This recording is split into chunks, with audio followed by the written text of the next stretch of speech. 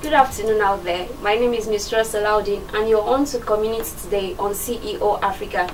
Today we shall be discussing with a very special guest who will be telling us about his personal life, his political career and his professional career. And today we have the Honorable Commissioner for Local Government and Chieftaincy Matters, Honorable Engr Bimbo Kolade. Good afternoon and welcome to the program, sir. Good afternoon. Good to be with you this afternoon. Actualizing your dreams. Yeah, well, challenges, of course, challenges will always be there. And you would please tell us how you overcame these challenges for the benefit of youths out there who are probably going through these same challenges.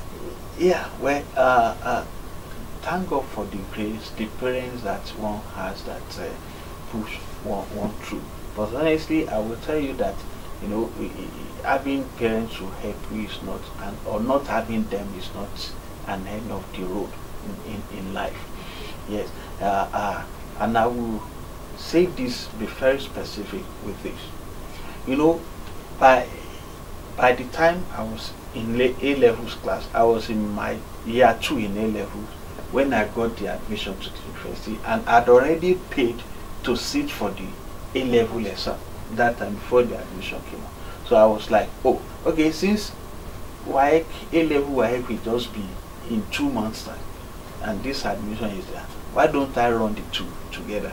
And maybe if my result is even better, and I may even use it to change into another department and all that. And so during that my first semester in the at Ife, in the university, you know, I came out and my result was terribly poor. The university result was terribly poor. My first semester result. And I looked at it, I said, no, this is not me.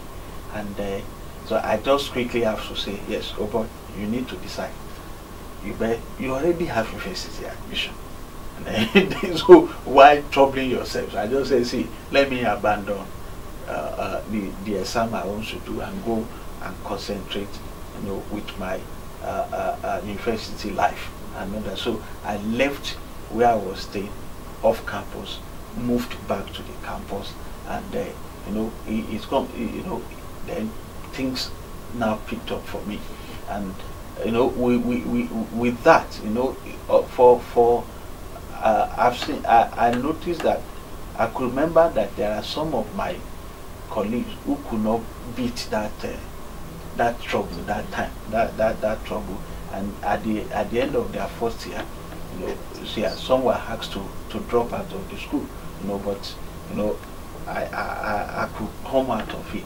That's one. Then when I was leaving school also, I participated in the campus politics, and I remember that when I was going into campus politics, I got to mention it to my father, and he said, see, as long as this thing will not affect your academic work, then I will allow you to do it. Then you can go ahead. But if it affects your academic work, you're on your own.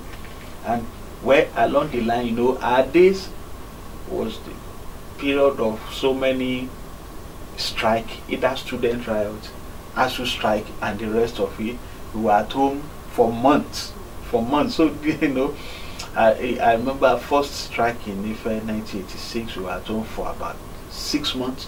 1987 about 7 months. 1988 about 7 months again. You know, there has been time that they open all other school and Ife, UI, ABU, I think Unilag. Yeah, all the first generation university, they remain short. You know, Isuka, you know, they remain short. Another was in school. It will get to a time that our parents will be the one begging that, please, Babangida, release these students and let them go back to class. Another. But where I'm going is it? You know, with that, so I could not graduate with my peers that time. You know, things happen, and you know, of course, this was like a challenge. I remember that my father got angry and it's like, hey, see, I've told you, you know, that you should be careful and all that. And that, see, I will not even support you in that school throughout your extra year in school. And it's like, well, my mom talked, everybody talked. We all know that this boy is not like that. It was a mistake and all that. But thank God, you know, again, I moved, I overcame that challenge and all that. It was just a semester thing, and okay, I left school. You know, for others also that could have been something that would discourage you to say, you know, you won't proceed. Right? So I believe, yes, we as youth we should all know that challenges will be there, but all these challenges are things that is there for you to confront and to overcome. Thank you so much, sir. Now, you have a background in building and engineering. Now, I would like you to give us, just shed more light on the reasons why we hear a lot of stories about building collapse here and there. What exactly is causing this problem? Yeah, thank you very much. You see, the foundation of the problem, yes, there are several reasons that may be, but the very germane and the foundation of it is that, you know, most people who are engaged, you know, in construction, you know, they shy away or run away from engaging the relevant professionals to do their work. That's the germane thing, that's the foundation thing. Yes, other things, associated things may be there, but you know, if that foundation is correct, you know, the professional on the project will be able to help you to detect the errors and other things. So basically, you know, not engaging the right professionals to handle your job for you is a very fundamental thing. The associated things will be, you know, the kind of materials that, you know, are being used. You know, these days in the bid to say things are costly and all that, you see people cutting corners and wanting to. But where a good professional is there, he will check all those things and will be able to advise the property owners rightly. That's why I said that's the foundation. Then aside from that, yes, there could be some design errors and all that, but a good professional also will be able to detect that also. You know, so that's why I looked at it that the very main germane thing, you know, on the issue of, you know, building collapse is the need for the developer and those that are involved to engage the right professionals in getting their job. Basically, what we are looking at right now is to employ the right hands, the professionals involved in it, to check on the errors, the checks and balances. Yeah, because you see, any professional that is involved, if you are a builder like I am, you know, if you are an engineer, an architect, a quantity surveyor, and you are involved, you know that your career is in line if anything goes wrong, because every of these professional association has a guiding principle. They have requisite punishment and trouble that they can give, you know, to any professionals who did anything unjustly. So for you, you want to be extra careful.